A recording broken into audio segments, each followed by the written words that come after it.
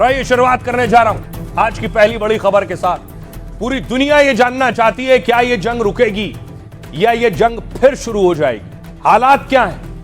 अब की बात बम की बरसात बात कैसे अटक गई है यह आपको बताऊंगा, लेकिन उससे पहले देखिए जरा, अमेरिका ने फिर ईरान के एक जहाज पर कब्जा कर लिया है।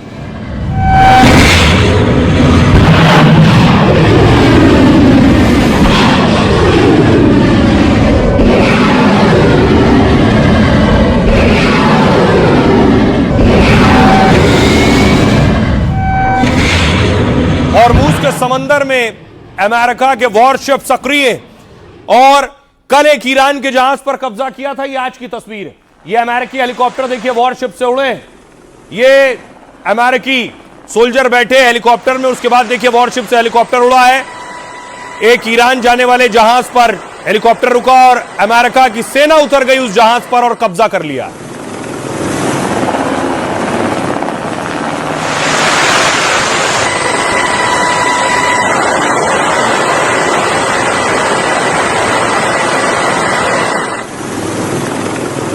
तस्वीरें आप देख रहे हैं, ये अमेरिकन वॉरशिप जो हॉर्मुज़ में तैनात है वहां से हेलीकॉप्टर में भर के सेना गई है और अमेरिकी सेना देखिए इस वेसल पर उतर गई है और एक और ईरान जहाज अब अमेरिका के कब्जे में है। अमेरिका क्या ईरान को भड़का रहा है ऐसा करके?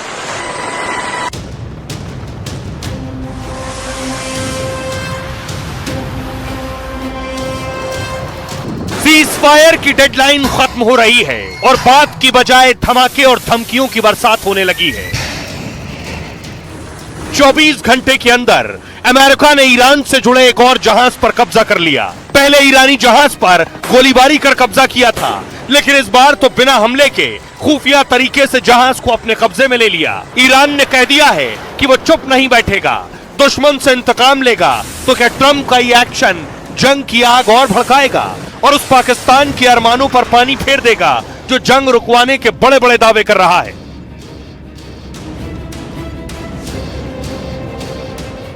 अब देखिए सवाल यह कि आखिर अमेरिका क्या चाहता है। ये देख रहे हैं शिप पर उतरे हैं अमेरिकी जवान और उसके बाद ये देख रहे हैं कंटेनर से भरा हुआ शिप था, ईरान जा रहा था और किस तरह से जहाज से उतरे और इस पर कब्जा कर लिया। अमेरिका ने 24 घंटे के अंदर एक और ईरान से जुड़े जहाज पर कब्जा किया है। बिना एक भी गोली चलाए अमेरिका ने तेल टैंकर को अपने कब्जे में ले लिया। अमेरिकी रक्षा मंत्रालय ने, पेंटागन ने कहा है कि सीक्रेट ऑपरेशन कर जहाज पकड़ा गया है। अमेरिका को खबर मिली कि एक तेल टैंकर ईरान को मदद पहुंचा रहा है। टिफानी नाम के इस जहाज को अमेरिका ने ब्लैक लिस्ट कर रखा था। पहले भी यह ईरान और अमेरिका के बैन देशों को तेल भेजता था। बोत्सवाना का यह जहाज पहचान छिपाने के लिए अपने झंडे बदल लेता है, लेकिन अमेरिका के नेवी कमांडो और खुफिया विभाग को जानकारी मिल गई। फिर अमेरिकी कमांडो अचानक समंदर में उस तेल टैंकर पर उतरते हैं और जहाज और उसके क्रू को संभलने का मौका तक नहीं देते। पेंटागन ने कहा है कि बिना किसी हिंसा के ईरान से जुड़े जहाज पर हमने कब्जा कर लिया है। अमेरिकी कमांडो ने यह ऑपरेशन लाल सागर या हॉर्मुज़ खाड़ी में नहीं किया है, बल्कि ईरान से हजारों किलोमीटर दूर हिंद महासागर पर श्रीलंका और इंडोनेशिया के बीच हुआ है। अब देखिए जहाज के ऊपर क्या हो रहा। अमेरिका ने ईरान से जुड़े जहाज पर कब्जा कर ईरान और उसके दोस्तों को संदेश दिया है कि ईरान का सपोर्ट नेटवर्क दुनिया में कहीं भी हो, अमेरिका की पहुंच से दूर नहीं है।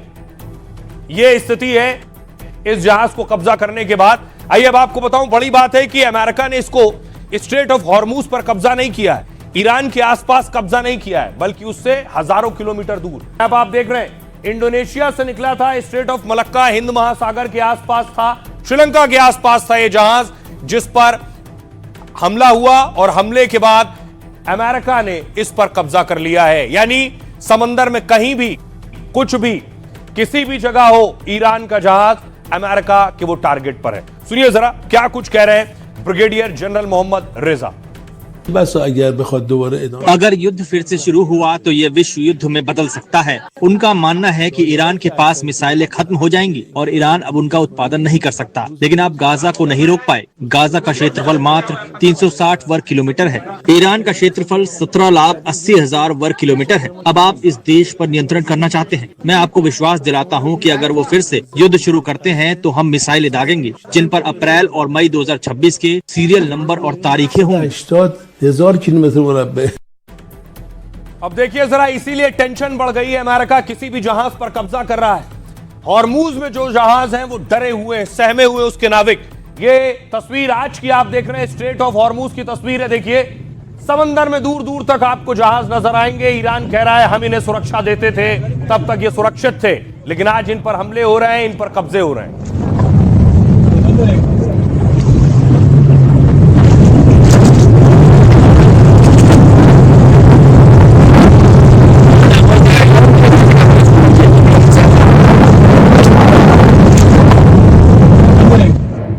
और जिस तरह से कब्जे हो रहे हैं, हालात की नजाकत को समझते हुए भारत ने अपने युद्धपोत उतार दिए।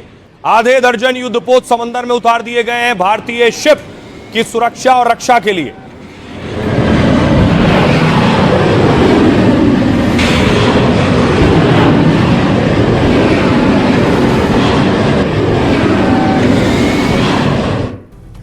अब जो हालात हैं, ऐसे हालात में भारत ने तैयारी की है। हॉर्मूज के पास भारतीय जहाज पर गोलीबारी से भारत एक्शन में। भारत ने अरब सागर में अपने 7 खास युद्धपोत उतार दिए और इन युद्धपोतों में एडवांस रडार और नेविगेशन सिस्टम लगा हुआ है। मतलब हॉर्मूज के आसपास की हर हरकत पर नजर रख सकेंगे। ये जहाज जंग में फंसे भारत के तेल टैंकरों के लिए ढाल बनेंगे। यानी ये तय माना जा रहा है और ये तय करेंगे कि समंदर में किसी भारतीय जहाज पर हमला ना हो। समंदर में उतरते ही इन युद्धपोतों ने एडवाइजरी जारी कर दी है। एडवाइजरी है बाकी जहाज जो समंदर में है, और कह दिया है कि हमारी बिना मंजूरी के, यानी युद्धपोत से जब मंजूरी मिले उसके बाद ही कोई जहाज, कोई ऑयल और गैस वेसल हॉर्मूज पार करेगा। हम हर जहाज को पूरी सुरक्षा के साथ हॉर्मूज से बाहर निकालेंगे। दरअसल यूएई, कतर और कुवैत जैसे देशों से भारत आ रहे 26 जहाज फंसे थे, जिनमें से 11 जहाज सुरक्षित लौट आए। एक जहाज गरिमा कल आने वाला है, लेकिन 14 जहाज अब भी हॉर्मूज के समंदर में फंसे हुए हैं। और पिछले दिनों 2 भारतीय जहाजों पर फायरिंग के बाद ये जहाज रुके हुए हैं। भारत ने जहाजों पर फायरिंग को लेकर ईरानी राजदूत को तलब किया था और ईरान के अधिकारियों को भी इस तरह के हमलों से दूर रहने को कहा था। अब भारत ने चेतावनी दी है। बचाव के लिए अपने युद्धपोत पर भी भारत ने उतार दिए हैं, और 1-2 नहीं, 7 युद्धपोत उतारे हैं। सुनिए जरा क्या कुछ कह रहे हैं विक्रम मिश्र। व्यापारी नाविकों पर हुए हमलों से हम बेहद विचलित हैं। हमने ये बात भी बहुत साफ तौर पर कही है कि अंतर्राष्ट्रीय जलमार्ग सभी तरह के जहाजों के बिना किसी रुकावट के गुजरने के लिए स्वतंत्र और खुले रहने चाहिए, चाहे वह ऊर्जा से जुड़ा व्यापार हो या किसी अन्य तरह का वाणिज्य। और यही वजह है कि जैसा कि आपने कल भारतीय जहाजों पर हुए हमले की घटना के संदर्भ में जिक्र किया, हम उससे बहुत ज्यादा परेशान थे और हमने ईरानी अधिकारियों तक इस घटना पर अपनी गहरी चिंता पहुंचाई। हमने उनसे ये सुनिश्चित करने को कहा कि नाविकों की सुरक्षा का सम्मान किया जाए और अंतर्राष्ट्रीय जलमार्गों से बिना किसी रुकावट के गुजरने के सिद्धांत का पालन हो, ठीक वैसे ही जैसा कि स्ट्रेट ऑफ हॉर्मूज के मामले में होना चाहिए। न सिर्फ जहाज की सुरक्षा का सवाल है, बल्कि उसके ऊपर जो ज्वलनशील पदार्थ है, तेल या गैस, उसकी सुरक्षा का भी सवाल है। उसमें मल्लाह भी हैं और जो कार्गो है वो काफ़ी महत्वपूर्ण है भारत के लिए। इवन आधा आयात जो है वो स्ट्रेट ऑफ हॉर्मूज के माध्यम से होता है, और अगर उस पर कभी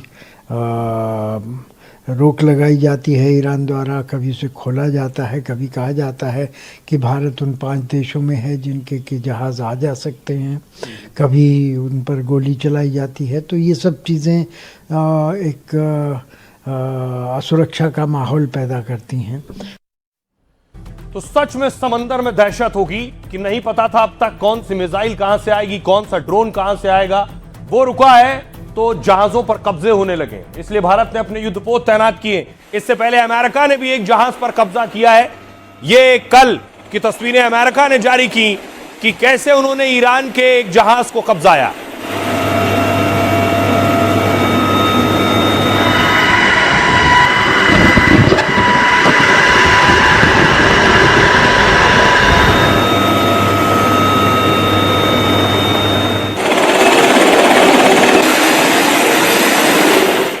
अब देखिए जरा, बड़ी बात यह है, अमेरिका ने जहाज तो कब्जा लिया, कार्गो शिप था जिस पे कंटेनर जाता है, सामान जाता है, लेकिन खोला तो अमेरिका का दावा है खजाना मिल गया।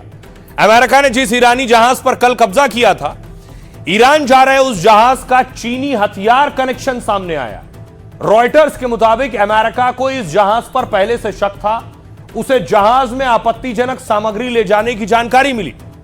खबर मिली कि इस कंटेनर में तबाही का सामान ले जा रहे थे, अंदर जो रखा था शिप के अंदर जो कंटेनर्स थे। अमेरिका मानता है कि यह जहाज डुअल यूज के सामान ले जा रहे थे। डुअल यूज क्या होता है? इसका मतलब है ऐसी तकनीक और ऐसा सामान जिनका इस्तेमाल आम लोग और सैन्य गतिविधियों दोनों में हो सकता है। जैसे केमिकल उद्योगों में भी काम आते हैं और मिसाइल में भी काम आते हैं। मशीन और उनके पार्ट फैक्ट्रियों के साथ हथियार बनाने में इस्तेमाल होते हैं। ड्रोन और उसके पार्ट्स जंग वाले ड्रोन भी बन सकते हैं और आम जरूरत के भी बन सकते हैं। इलेक्ट्रॉनिक उपकरण जो सैन्य और सिविल दोनों कम्युनिकेशन के काम आते हैं। वॉल स्ट्रीट जर्नल के मुताबिक चीन से ईरान को सैन्य सामग्री भेजने का शक है। यह ईरानी जहाज टॉस्का लगातार चीन के बंदरगाहों पर आता जाता था। ट्रंप की पार्टी की बड़ी नेता निकी हेली ने भी चीन कनेक्शन की बात कही है। निकी हेली ने कहा है कोई शक नहीं कि यह जहाज चीन से ईरान जा रहा था और इसमें मिसाइल बनाने के लिए केमिकल सामान ले जाया जा रहा था। यह दिखाता है कि चीन कैसे ईरान की सरकार और सेना को सहारा दे रहा है। जंग के बीच यह ऐसी हकीकत है जिसे नजरअंदाज नहीं किया जा सकता। इसलिए चेतावनी के बाद भी जहाज नहीं रुका तो उस पर कब्जा कर लिया गया है। यह है सच। उसके बाद सुनिए जरा, अब ईरान के विदेश मंत्रालय क्या कह रहा है।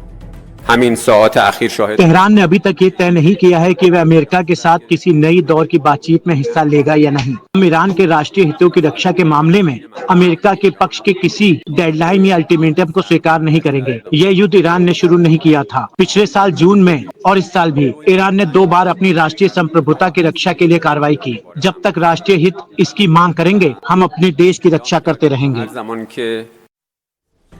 कल मैंने आपको बताया था, ये जो जहाज जिस पर अमेरिका ने कब्जा किया है, ये चीन से आ रहा था। चीन को पता चला उसके देश से जा रहे जहाज पर कब्जा हुआ है तो चीन भी आग बबूला है। चीन भी गुस्से में है कि आखिर कैसे अमेरिका का जो मन हो रहा है, जो मर्जी हो रही है वो कर रहा है। इसलिए चीन ने इस पर नाराजगी जताई है कि अमेरिका की जो हरकत हॉर्मूज में हो रही है। चीन अमेरिका ने चीन से आ रहे जिस जहाज पर कब्जा किया और जिसे ईरान ने अमेरिका की समुद्री डकैती बताया, उस जहाज पर हमले से चीन अमेरिका से नाराज है। चीन के विदेश मंत्रालय ने अमेरिका पर कड़ा एतराज जताया है और इसे अमेरिका की गलत और खतरनाक कार्रवाई बताया है। कहा है मिडिल ईस्ट में जंग से पहले ही हालात बहुत खराब हैं। अब इस तरह के कदम हॉर्मूज रूट को आग में झोंक सकते हैं। इसलिए दोनों पक्ष समझौते का सम्मान करें और जिम्मेदारी से काम करें। विदेश मंत्रालय के बाद पहली बार जंग पर चीनी राष्ट्रपति भी बोले हैं। शी जिनपिंग ने पहली बार हॉर्मूज स्ट्रेट को खोलने की अपील की। जिनपिंग ने कहा, ईरान अमेरिका जंग के बीच सऊदी अरब से मैंने बात की है। खबर है कि जिनपिंग ने बिन सलमान से फोन पर लंबी बात की। दोनों में हॉर्मूज रूट खोलने और जंग रोकने के बारे में बात हुई है। हॉर्मूज रूट से ही चीन अपनी जरूरत का 40% तेल आयात करता है, लेकिन हॉर्मूज रूट बंद होने से उस पर गहरा असर पड़ सकता है। वैसे चीन के पास अभी महीनों का तेल और गैस भंडार मौजूद है, लेकिन जंग बढ़ी तो उस पर भी खतरा और दबाव बढ़ेगा। ऊपर से अगले महीने जिनपिंग और ट्रंप की बातचीत होने वाली है, इसलिए चीन अमेरिका से भी सीधे रिश्ते खराब नहीं करना चाहता है। इसलिए ट्रंप या अमेरिका के खिलाफ सावधानी से कदम उठा रहा है चीन।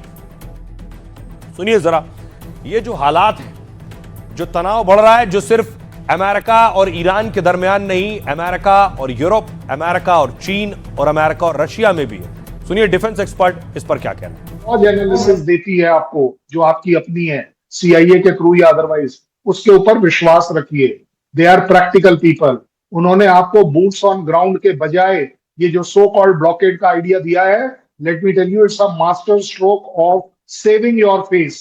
आप बहुत बड़ी मुसीबत में पड़ने वाले थे।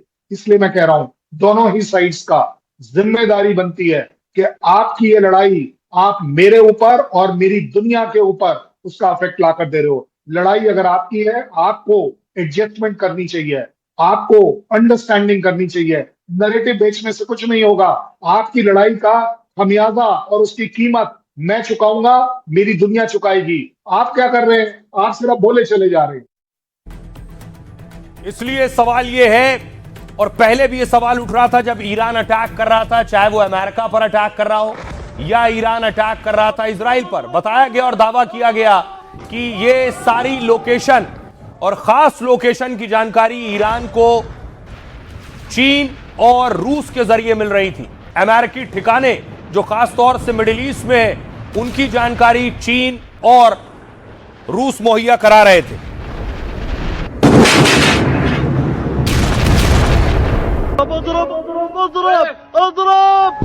इसी तरह यूएई ने भी ईरान से जुड़े लोगों को पकड़ा है। ये तस्वीरें देख रहे हैं आप, उन सस्पेक्ट्स को पकड़ा गया है। 27 लोग गिरफ्तार किए गए हैं जो बताया जा रहा है जिनका ताल्लुक ईरान से है और ईरान के टेरर में शामिल रहे। ये 27 लोग आप देख रहे हैं, इनके पास से पैसा बरामद हुआ।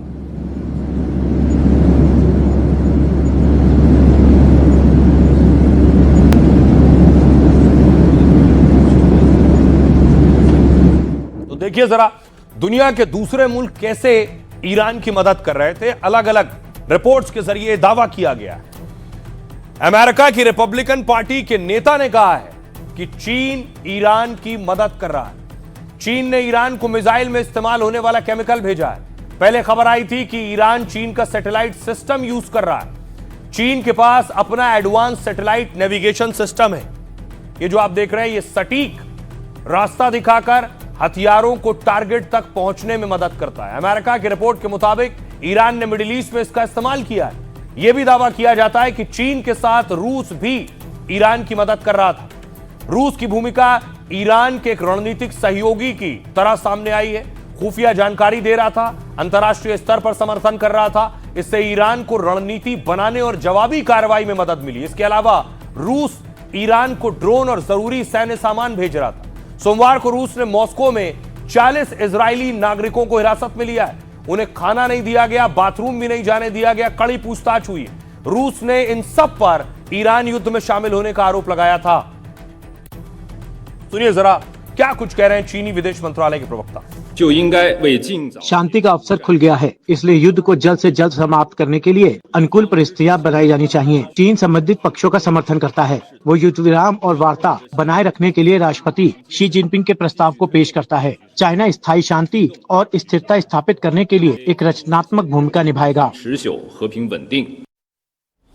अब सवाल ये, इस बीच बड़ी खबर ये है कि इधर हॉर्मूज पर जहाज पर कब्जा हो रहा है, लेकिन क्या ट्रंप पाकिस्तान जाने वाले हैं बातचीत के लिए? ट्रंप की एक तस्वीर सामने आई, आज की तस्वीर आप देख रहे हैं। दावा किया जा रहा है कि डोनाल्ड ट्रंप पाकिस्तान जा सकते हैं। अगर डील पक्की हो गई तो ट्रंप लैंड कर सकते हैं इस्लामाबाद में।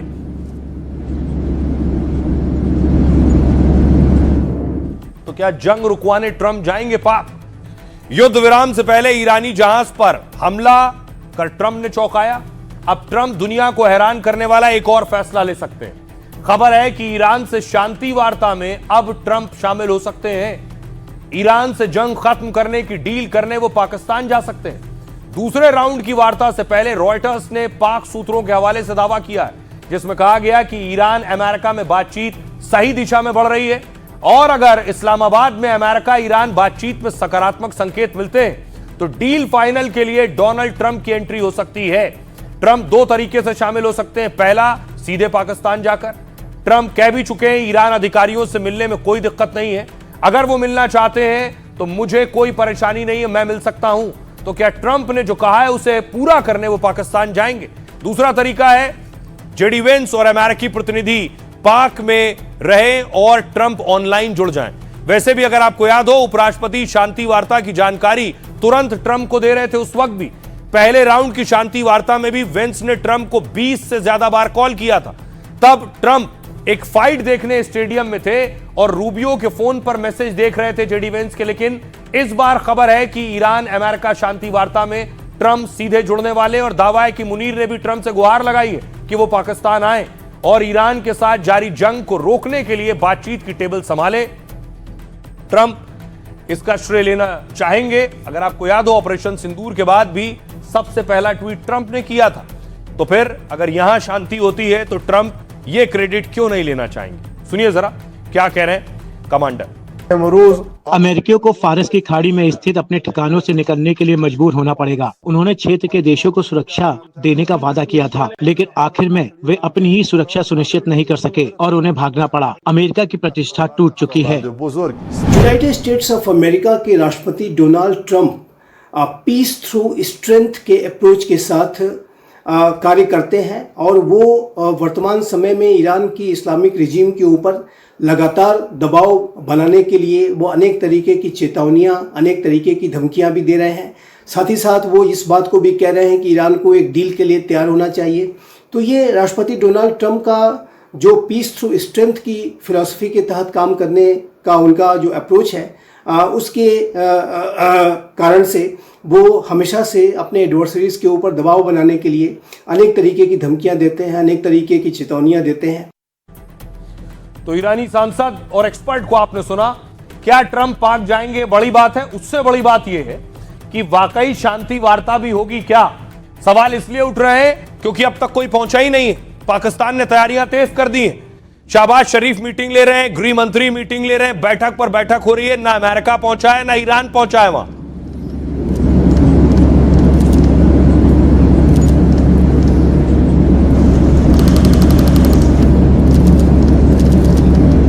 शहबाज शरीफ की तस्वीरें आप देख रहे हैं। सुरक्षा तैयारियों की भी बैठक ले रहे हैं और शहबाज को लग रहा है कि इस बार तो बात बन जाएगी, लेकिन बात तब बनेगी जब वो पहुंचेंगे। कि ये तस्वीर आप देख रहे हैं, ये है पाकिस्तान में इस वक्त सुरक्षा व्यवस्था चाक चौबंद कर दी गई है।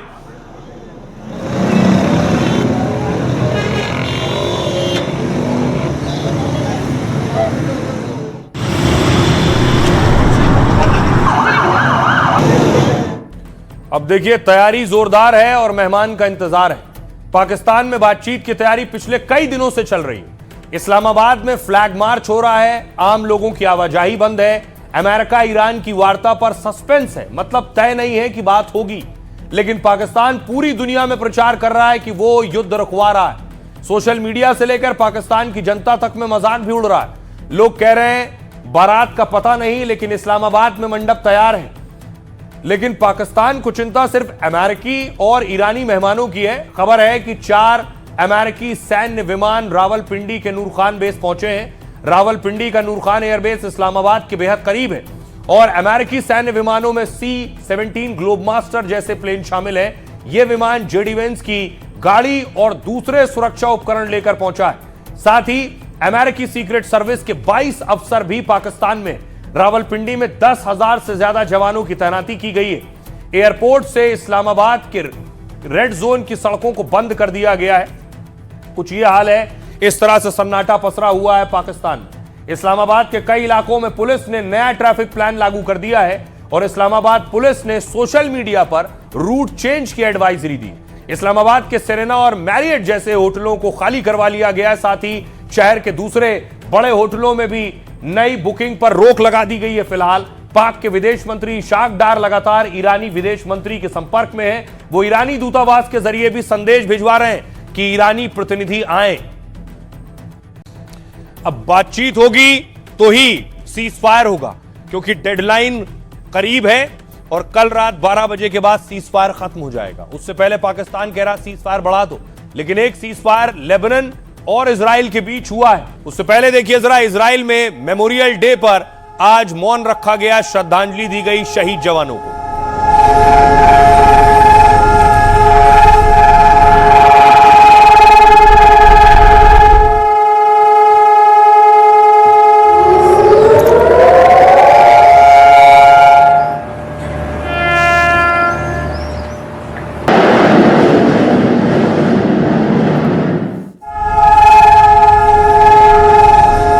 एक तरफ श्रद्धांजलि दी गई, दूसरी तरफ गोले दाग दिए गए। सीज फायर के बाद खबर यह है, दावा किया गया कि लेबनान पर इजराइल ने एक्शन लिया है। ये आप इजरायली टैंक देख रहे हैं जो अंदर दाखिल हो रहा है।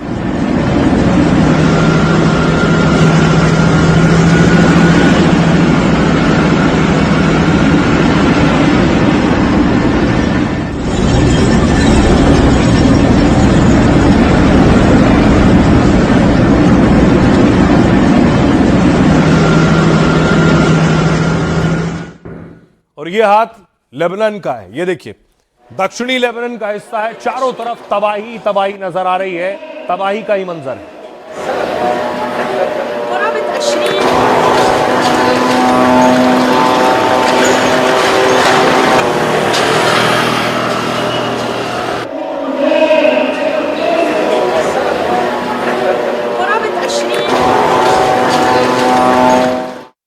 और कैसे कैसे लेबनान पर फिर से इजराइल अटैक कर रहा है। सवाल ये, सीज फायर के बाद क्यों? सीज फायर के बावजूद इजराइल ने लेबनान पर फिर हमला किया है और दक्षिणी लेबनान में हिजबुल्लाह के ठिकानों को निशाना बनाया है। इजरायली सेना ने दक्षिणी लेबनान के लोगों को नई वार्निंग दी है। इसमें लोगों से कहा है वो तय सीमा में दक्षिण की ओर ना आए क्योंकि वहां इजराइल का कब्जा है। इजरायली सेना ने एक नक्शा जारी कर कई गांवों को चिन्हित किया है। उन गांवों और आसपास के इलाकों में जाने या लौटने पर रोक लगा दी है। इस बीच कतर ने दक्षिणी लेबनान पर इजरायली हमलों की निंदा की है। कतर के विदेश मंत्रालय ने कहा कि लेबनान की संप्रभुता का समर्थन करते हैं और इजराइल की ओर से किए जा रहे सभी उल्लंघनों का विरोध करते हैं। कतर ने इजराइल से युद्ध विराम जारी रखने और बातचीत की अपील की है। इजराइल लेबनान के बीच बातचीत का दूसरा दौर 23 अप्रैल को तय है। 16 अप्रैल को दोनों देशों में 10 दिनों के सीजफायर पर सहमति बनी थी। अब देखिए इस बीच रशिया यानी रूस कैसे लेबनान को मदद भेज रहा है। लेबनान में इजरायली हमलों के बाद यह तस्वीर आप देख रहे हैं, रूस ने मदद भेजी है। लेबनान में हजारों लोगों की जानें गई हैं जंग में।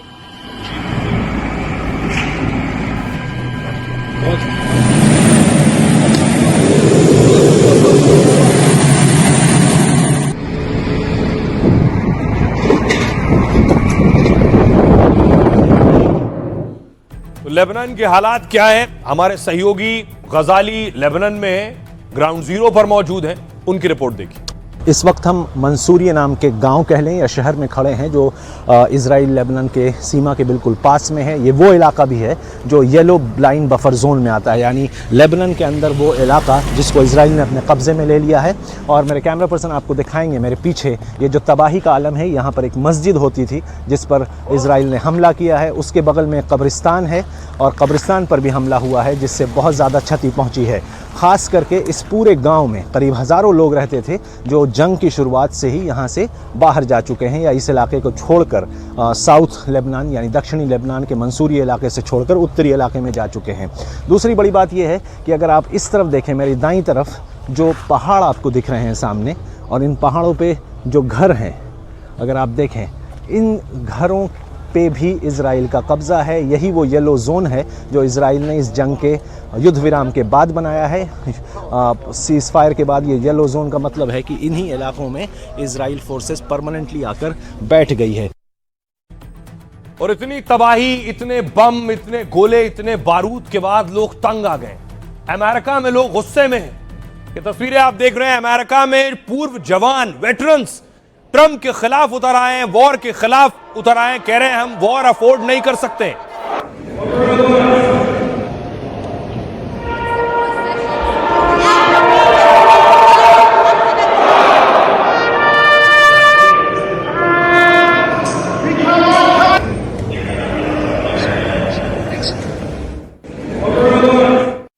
तो सच ये है, इजराइल में नेतन्याहू के खिलाफ भी नाराजगी है, लेकिन अमेरिका में ट्रंप के खिलाफ नाराजगी ज्यादा है क्योंकि लोगों को लग रहा है कि ट्रंप के लिए यह जंग नहीं थी। अमेरिका इस जंग में कूदा है और इजराइल ने अमेरिका को इस जंग में खींचा है। क्या कह रहे हैं लोग? अमेरिका में डोनाल्ड ट्रंप की युद्ध नीति का विरोध बढ़ता जा रहा है। अमेरिका की राजधानी वॉशिंगटन डीसी में पूर्व सैनिकों ने प्रदर्शन किया। प्रदर्शनकारी ईरान के खिलाफ सैन्य कार्रवाई का विरोध कर रहे थे। प्रदर्शनकारियों ने युद्ध से वैश्विक शांति पर असर पड़ने की दलील दी। अमेरिका के पूर्व सैनिक वॉशिंगटन में कैनन हाउस के बाहर जुटे थे। कैनन हाउस अमेरिकी संसद के सदस्यों का कार्यालय भवन है और यहां प्रदर्शन का मतलब होता है सीधे सांसदों तक संदेश पहुंचाना। इस बीच अमेरिकी राष्ट्रपति ट्रंप की लोकप्रियता तेजी से घट रही है। 30 मार्च से 13 अप्रैल के सर्वे में ट्रंप की अप्रूवल रेटिंग सिर्फ 37% रह गई है, 37%। 63% अमेरिकी राष्ट्रपति ट्रंप के दूसरे कार्यकाल के प्रदर्शन से नाखुश हैं, 63% लोग, जबकि 50% अमेरिकियों ने ट्रंप के कामकाज पर कड़ा असंतोष जताया। दिलचस्प यह कि 67% अमेरिकी ईरान के साथ जंग का विरोध कर रहे हैं। साथ ही ट्रंप के खिलाफ महाभियोग लाने की मांग भी बढ़ रही है।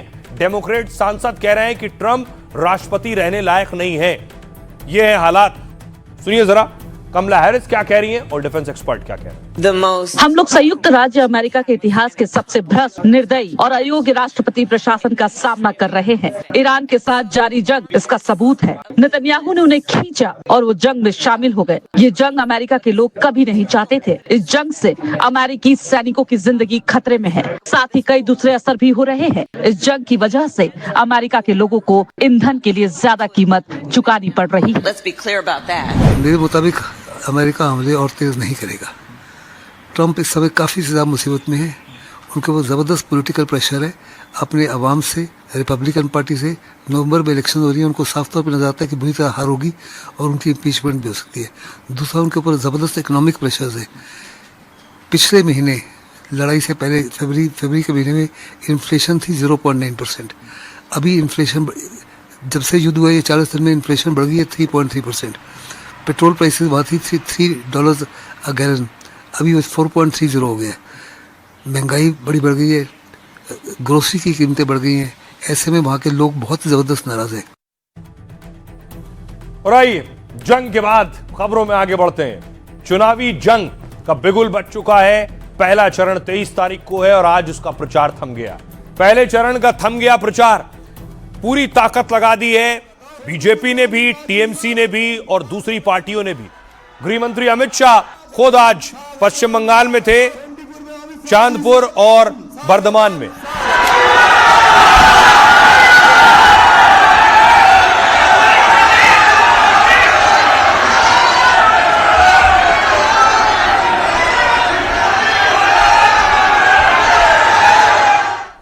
साथ ही साथ कांग्रेस के नेता सचिन पायलट भी पश्चिम बंगाल में प्रचार कर रहे थे। उनकी तस्वीरें आप देख रहे हैं। अधीर रंजन चौधरी के लिए प्रचार करने पहुंचे थे।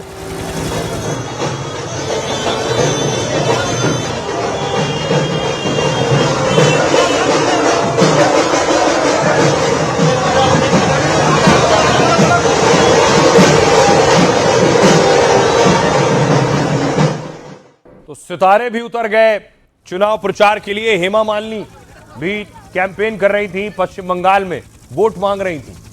हेमा मालिनी कूच विहार में थी।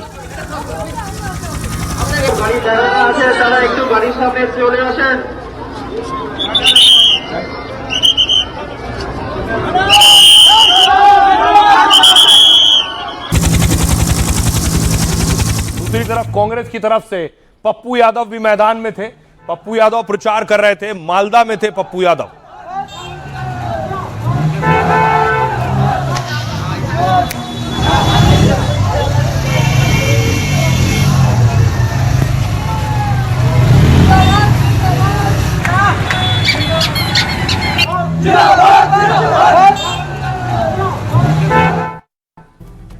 अब बीजेपी ने अपने मुख्यमंत्रियों को भी प्रचार के लिए उतारा था। मुख्यमंत्रियों में हेमंता बिस्वा शर्मा हो या फिर दिल्ली की सीएम रेखा गुप्ता हो। रेखा गुप्ता भी प्रचार कर रही थी, पश्चिम बंगाल में वोट मांग रही थी।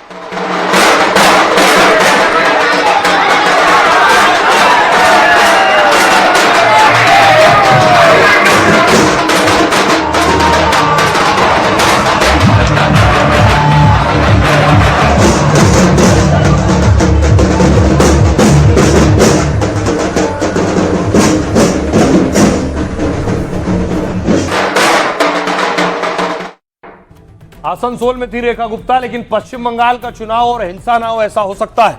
यह तस्वीर देखिए, ये सेक्युलर फ्रंट के कैंडिडेट पर अटैक हो गया।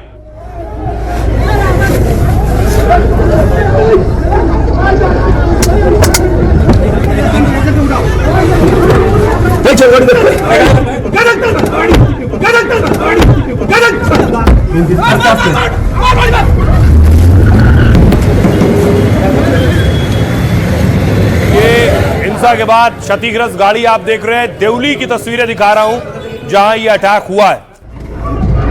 और उसके बाद कुछ और तस्वीरें सामने आई जिसमें दिख रहा है कि गाड़ियों में आग लगा दी गई है, बाइक जल रही है और सारी बाइक जो खड़ी थी उन्हें गिरा दिया गया।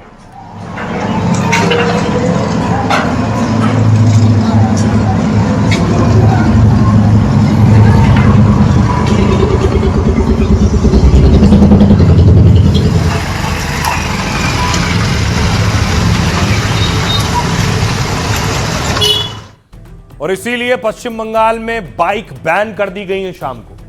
बंगाल में पहले फेज की वोटिंग से पहले चुनाव आयोग की सख्ती है। चुनाव से पहले दोपहिया गाड़ियों पर सख्त नियम लागू है।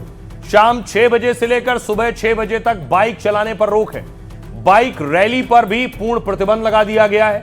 वोटिंग से पहले 48 घंटे पहले यह किया गया है। निष्पक्ष और शांतिपूर्ण मतदान के लिए बाइक रैली पर रोक लगाई गई है। सुबह 6 बजे से शाम 6 बजे तक बाइक पर पीछे बैठने पर भी बैन रहेगा। परिवार के साथ वोट डालने जाने वालों के लिए छूट रहेगी। वोटिंग से 2 दिन पहले चुनाव आयोग का यह फैसला है। पहले चरण की सभी 152 सीट पर इन आदेशों को लागू किया गया है। 23 अप्रैल को राज्य में पहले चरण के मतदान होने हैं और पहले चरण की वोटिंग के लिए आज प्रचार थम गया है। प्रचार का शोर थमते ही पाबंदियां लागू कर दी गई हैं। मेडिकल इमरजेंसी, पारिवारिक जरूरत के लिए इसमें छूट दी गई है। बच्चों को स्कूल लाने ले जाने के दौरान भी छूट दी गई है। चुनाव आयोग के मुताबिक इससे वोटरों को डराने धमकाने की कोशिश नहीं होगी। वोटरों के लिए शांत और अच्छा माहौल बनाना इसका मकसद है। भीड़ भाड़ और संभावित तनाव को रोकने में इससे मदद मिलेगी। जो लोग इससे छूट चाहते हैं उन्हें पुलिस स्टेशन से लिखित इजाजत लेनी होगी। अब पश्चिम बंगाल में चुनाव है तो बाकायदा बड़ी ताकत से केंद्र सरकार भी वहां सुरक्षा व्यवस्था बढ़ाकर रखती है, क्योंकि हर चुनाव में हिंसा वहां आम बात रही है। देखिए तस्वीरें आपको दिखा रहा हूं। सुरक्षा बल मार्च करते हुए चप्पे चप्पे पर इसी तरह की सुरक्षा व्यवस्था है।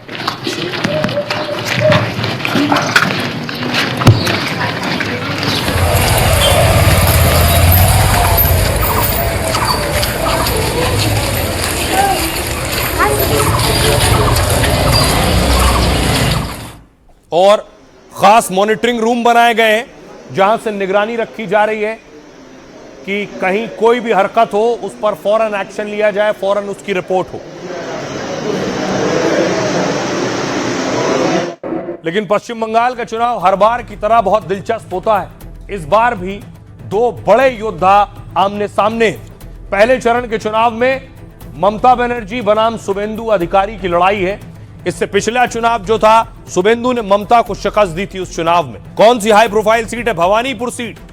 इस सीट पर चुनाव होना है 23 तारीख को।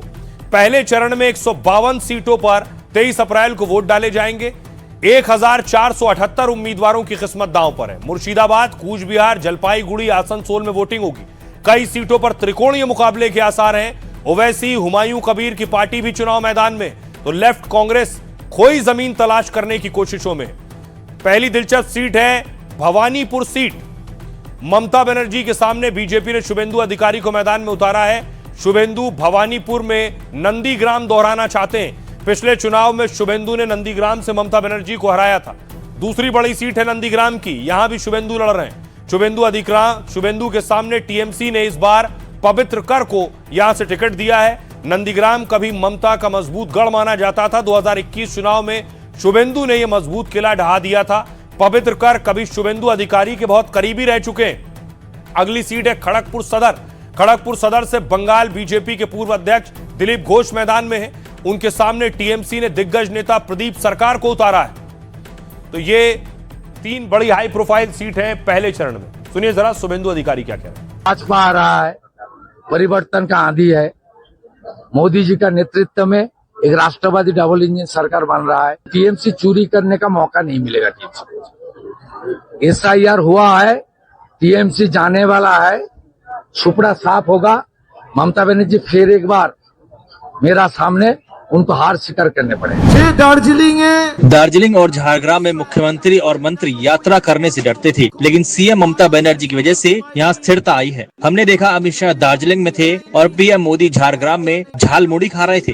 ये कुछ नहीं, टीएमसी की सफलता है। टीएमसी का अंतिम घंटा बज चुकी है, जाने का समय आ गया है। अब चिल्लाने से कुछ नहीं होता। ममता बनर्जी के हाथ में कुछ भी नहीं है। पार्टी चला गया एंटी सोशल्स के हाथ में। एडमिनिस्ट्रेशन में ऐसे लोग सब कर रहे हैं कि जो करप्टेड लोग हैं, तो इसलिए इनको विदाई निश्चित है। जनता उसी तरफ देख रही है। आखिरी चरण के चुनाव में ममता बनर्जी बीजेपी पर वार कर रही थी और गृह मंत्री अमित शाह मोर्चा संभाले हुए थे पश्चिम बंगाल में 2 अलग अलग जगहों पर। घोटाला किसने किया? पीडीएस घोटाला किसने किया?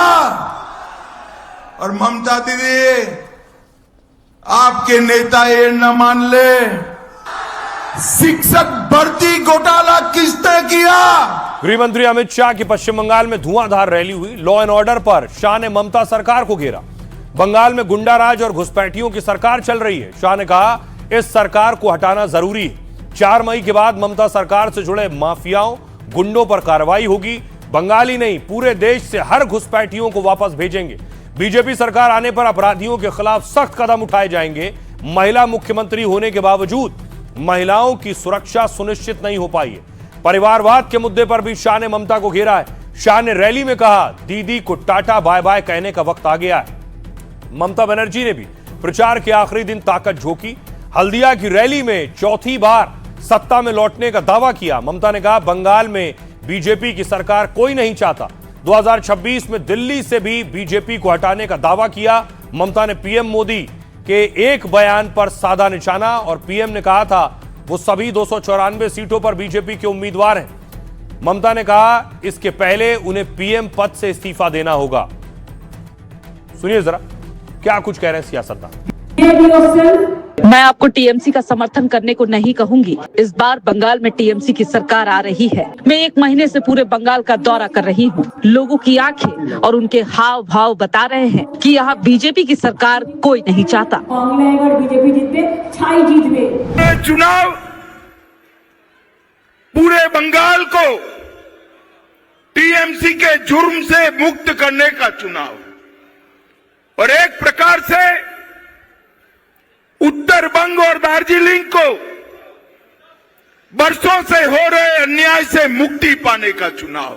इस बार पूरा बंगाल तय कर बैठा है कि दीदी को निकालने का टाइम आ गया है। आ गया। मुसलमानों का हाल मुर्शिदाबाद, मालदा और बंगाल में कर रही हैं। आप उनको धोखा नहीं, उनको बर्बाद करने का काम कर रहे हैं। एमआईएम पार्टी लड़ेगी इलेक्शन। आप जितना देखिए, जिसकी जितनी मानसिकता है वही गाली दे सकता है। एसआईआर में जिसका नाम काटे हैं वो क्या रास्ते में आए हैं? वो तो रास्ते में नहीं आया है। ममता दी जिसका नाम काटा है, जिसका पेट में भोग है, वो ही नहीं आ रहा है तो ममता दी क्यों आ रहा है? तो एसआईआर का विरोध बांग्लादेश में होना चाहिए। एसआईआर का विरोध पश्चिम बांग्ला में होना नहीं चाहिए। जैसे जितनी भी यहाँ पे दुर्घटनाएं हुई है वो ये बताती है कि महिला मुख्यमंत्री के राज में भी यहाँ की महिलाएं सुरक्षित नहीं रही है। ये बहुत ही अफसोस की बात है। कटमनी का यहाँ पूरे शासन प्रशासन में व्याप्त भ्रष्टाचार है। चाहे रोजगार हो, चाहे नौकरी हो, चाहे कुछ भी काम सरकार से करवाना हो, बिना कट महीने के होता नहीं है। जो केंद्र सरकार और राज्य सरकार पिछले 10-12 सालों में जो टकराव पैदा हुआ है उससे बंगाल के लोगों को नुकसान हुआ है। जब कांग्रेस सरकार यहाँ पर रहती थी तो सब कुछ पहले, चाहे उद्योग हो, चाहे निवेश हो, चाहे डेवलपमेंट हो, इंफ्रास्ट्रक्चर हो, बंगाल को प्राथमिकता मिलती थी। दूसरी तरफ एक और तस्वीर सामने आ रही है। पश्चिम बंगाल में चुनाव है, तस्वीरें आ रही हैं और खबर आ रही कि लोग ट्रेन पकड़कर पश्चिम बंगाल जा रहे हैं, देश के अलग अलग शहरों में जो रहते हैं वोट देने के लिए। ऐसी तस्वीर आ रही है सूरत से। ये देख रहे हैं उधना स्टेशन है सूरत का। 19 अप्रैल का भीड़ देखिए जरा।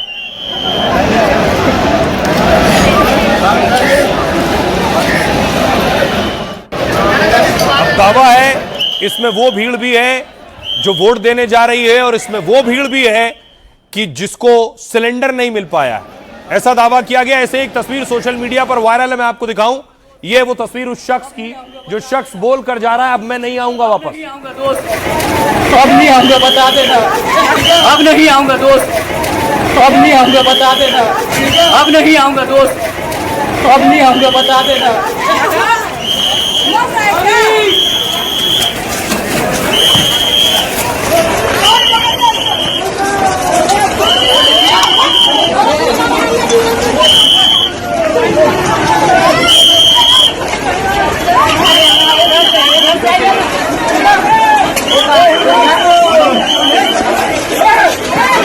દોડમ દોડી છે કલ્લુભાઈનો બી ફોન આવ્યો કે તમે અહીંયા જોવાનું, वो દોડમ દોડ થઈ ગઈ।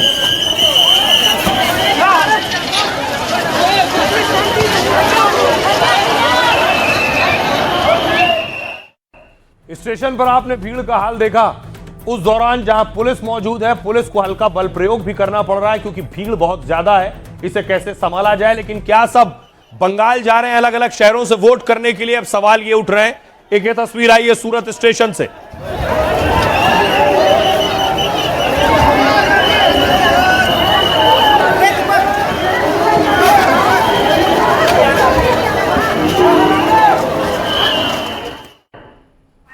चाहे दिन का वक्त हो या रात का अंधेरा हो, उतनी ही भीड़ है सूरत के स्टेशन पर।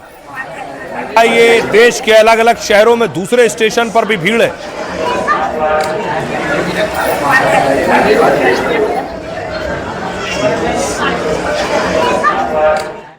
अब आपको दिल्ली का स्टेशन दिखाता हूं। दिल्ली के स्टेशन पर भी भीड़ है, जबकि कोई त्योहार का वक्त चल नहीं रहा है, छुट्टियों का वक्त भी नहीं। देश की राजधानी दिल्ली की तस्वीर आप देख रहे हैं।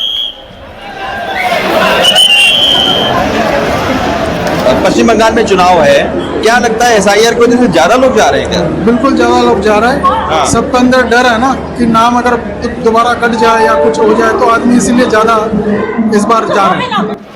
अब देखिए, बड़ी चीज ये है, क्या स्टेशन से ट्रेन पकड़कर जाने वाले बंगाल जा रहे हैं वोट करने? डर किस बात का है? सूरत के उधना स्टेशन का वीडियो वायरल है जो मैंने आपको दिखाया।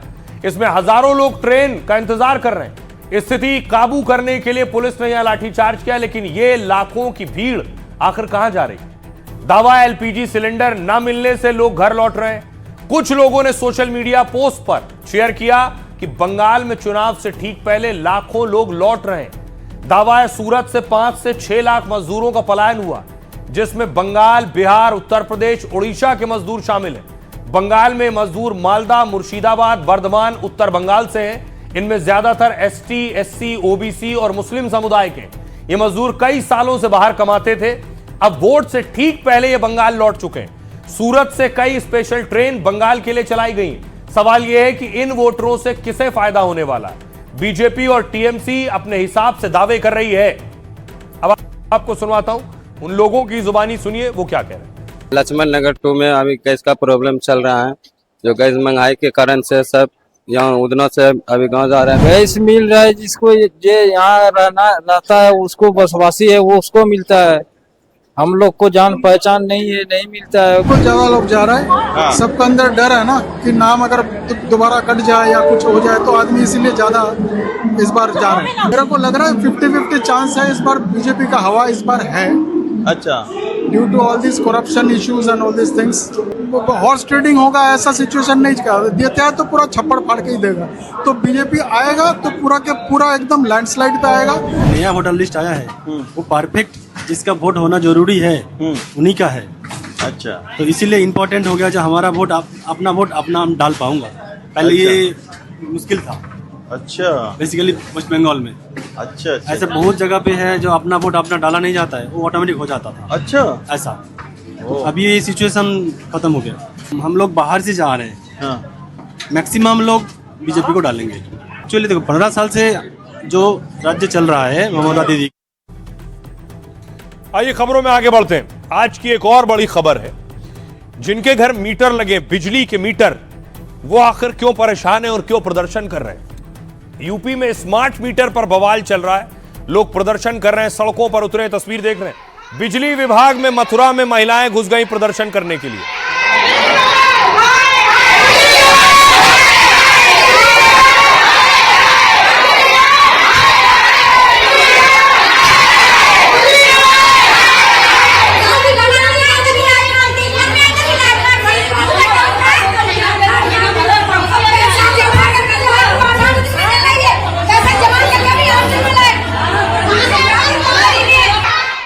ऐसे ही एक तस्वीर सामने आई है जालौन से। देखिए जरा, सारे मीटर निकालकर बीच सड़क पर रख दिए महिलाओं ने।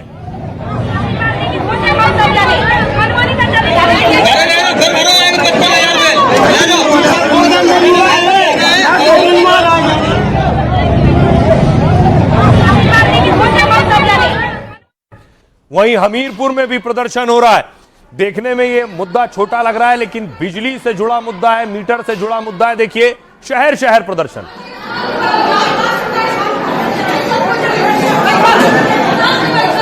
ये हमीरपुर तहसील की तस्वीरें आप देख रहे हैं।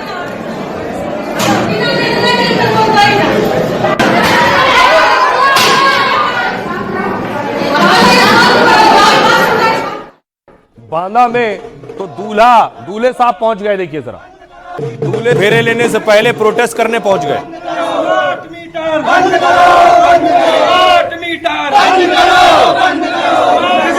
की तानाशाही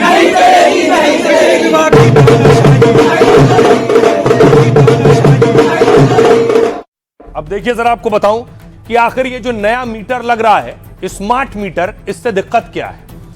यूपी में स्मार्ट मीटर को लेकर जगह जगह बवाल हो रहा है। कई शहरों में सड़क से लेकर बिजली विभाग तक प्रदर्शन हो रहा है। यह बवाल तब शुरू हुआ जब लोगों के घरों में प्रीपेड स्मार्ट मीटर लगे। दरअसल स्मार्ट मीटर इंटरनेट और मोबाइल से कनेक्ट रहता है। इसकी खास बात यह है कि मीटर रीडिंग और बिल खुद आ जाता है। मतलब आप पहले रिचार्ज करेंगे, पैसा देंगे, उसी हिसाब से बिजली की खपत होगी। रिचार्ज आपका खत्म हो गया, यानी जैसे मोबाइल में पैसे खत्म हो गए, वक्त खत्म हो गया, घर से बिजली का कनेक्शन कट जाएगा।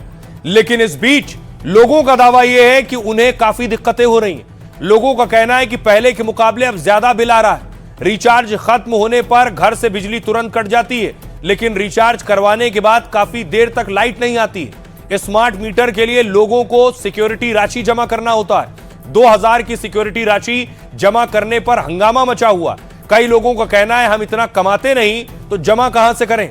दावा है यूपी के बिजली ऑफिसों में हर दिन 40,000 आवेदन पहुंच रहे हैं। लोगों की मांग है कि उनके घर का कनेक्शन वापस पोस्टपेड किया जाए और इन्हीं शिकायतों के बाद सीएम योगी ने सख्त एक्शन लिया है। स्मार्ट मीटर की जांच के लिए 4 सदस्यीय कमेटी बनाई है।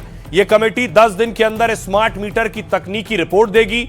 इससे यह साबित हो जाएगा कि स्मार्ट मीटर सही चल रहे हैं या नहीं। इसी रिपोर्ट के आधार पर आगे स्मार्ट मीटर को लेकर फैसला होगा। तब तक घरों में नए स्मार्ट मीटर लगाने पर भी रोक लगा दी गई है। यूपी में सिर्फ नए बिजली कनेक्शन पर ही स्मार्ट मीटर लग रहे हैं। सुनिए जरा, जो लोग परेशान हैं वो क्या कह रहे हैं। कितनी शर्म की बात है कि हम लोग मजबूर होकर के एक दुल्हा को लेकर के यहाँ आए हैं। इसलिए कि जब एक दुल्हा अपनी दुल्हन को अपने घर में लेकर के आएगा तो क्या वो अंधेरे में अपनी बीवी को बैठाएगा, या जो भी ये लोग गरीब व्यक्ति हैं, ये लोग जो भी पैसा कमाएंगे, कमाने से कहीं ज्यादा बिजली का बिल आ रहा है तो कहीं अपनी बीवी का खर्च उठाएंगे या बिजली का बिल माफ करेंगे। हमें सही है कि मतलब हमें मीटर ये नहीं चाहिए। मुझे ऐसा लगा था और इतने जबरदस्ती मीटर लगाया था। 10,000 रुपया बिल भर के 30,000 फिर आएगा। कहाँ से भरेंगे? बच्चा पालेंगे तो मीटर बिल भरते रहेंगे। एसी वगैरह लगाए? नहीं, कुछ नहीं लगाई। एक बल्ब चलता, 2 पंखे चलते बस। और लाइट काट देते हैं लोग। क्यों काटते लाइट? बिल बहुत आ रहा है, ना कोई मैसेज ना कुछ, बिल भर के आ जाओ तो लाइट क्यों आती है? ऐसे पुराने वाले मीटर चाहिए हमें। हम गरीब आदमी है, बहुत बिल आ रहा है, भरते भरते परेशान है और मजदूर है। हम कहाँ से बिल भरें? अपने मीटर ले और हमें हमारे पुराने मीटर दे, बस हम इतना कहना चाहते। देखो, हमें नहीं पता था ये मीटर हमारे धोखे से लगाएंगे और हमारे लड़के आदमी हमारे घर पर नहीं थे और हमें इन बच्चों के बारे में पता नहीं था, तो हमें हमारे पुराने मीटर चाहिए। हमारी हाथ जोड़कर अरदास है आप सब लोगों का, हमारे जो मीटर पहले थे वही लगे। स्मार्ट मीटर में घोटाला हो गया था डे 1 पे, अगर आप याद हो, आप लोगों को तो याद होगा डे 1 जब था तो कितना घोटाला था उसके अंदर। टीवी पे ऐड चलना है, भाई इतना ऐड क्यों चलाते हो बार बार? क्योंकि हर ऐड का पैसा है ना। तो इसी तरह मीटर जब बार बार खरीदे जाएंगे तभी तो पैसा कमाओगे। ये कौन नहीं जानता बात। हम लोगों ने एक टेक्निकल समिति बनाई है जिसमें IIT कानपुर के 2 प्रोफेसर हैं। जब तक वो रिपोर्ट नहीं आ जाती है और उन टेक्निकल मामलों को हम लोग नहीं देख लेते हैं, तब तक स्मार्ट मीटर रिप्लेस करने का, जो पुराने मीटर थे उन्हें रिप्लेस करके, उन्हें बदल करके जो स्मार्ट प्रीपेड मीटर लगाने का काम जो चल रहा था उसे स्थगित किया जाएगा। उपभोक्ताओं की यह भी समस्या आई है कि पैसा भरने के बाद भी रिकनेक्शन होने में 2 घंटे। और आइए खबरों में आगे बढ़ते हैं। आज की एक और बड़ी खबर है गुजरात से। गुजरात में क्यों गरजा बुलडोजर। पहली तस्वीर में आपको दिखाऊं एक शख्स की। यह है लाला भाई भरवाड़। ये गाड़ी चला रहे थे, ओवरटेक किया तो कुछ लोगों ने इन्हें पीट कर मार डाला। उसके बाद देखिए एक्शन शुरू हुआ। तस्वीर देखिए, ये आप देख रहे हैं। हत्या के बाद स्थानीय लोगों ने दुकानों में तोड़फोड़ शुरू की और आगजनी शुरू की।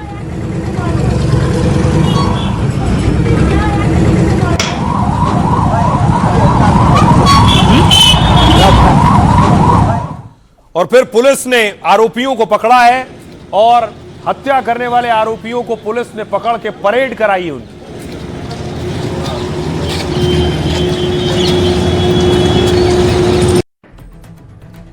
तो अहमदाबाद में भी, गुजरात में भी योगी मॉडल चल रहा है।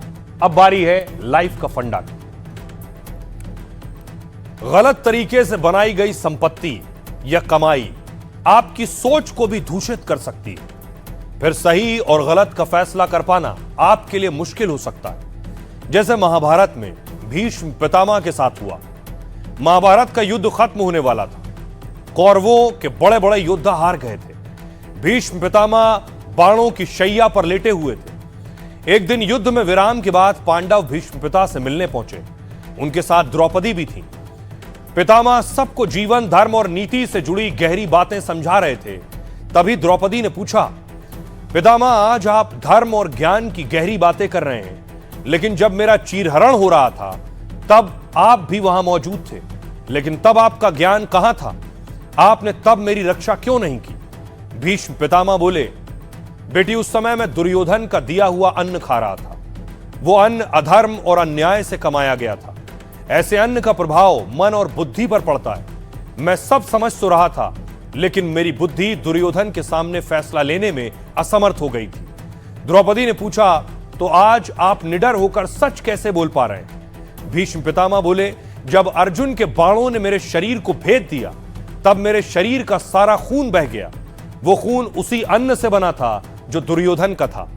अब मैं आप उसके प्रभाव से मुक्त हो चुका हूं, इसलिए सही और नीति की बातें रख रहा हूं। महाभारत के इस प्रसंग में लाइफ का बड़ा फंडा छिपा है। ईमानदारी और खुददारी की कमाई में ही जिंदगी का असली सुख है। ईमानदारी से कमाया गया धन चाहे भले कम हो, लेकिन वो अपने साथ संतोष और सही सोच लाता है।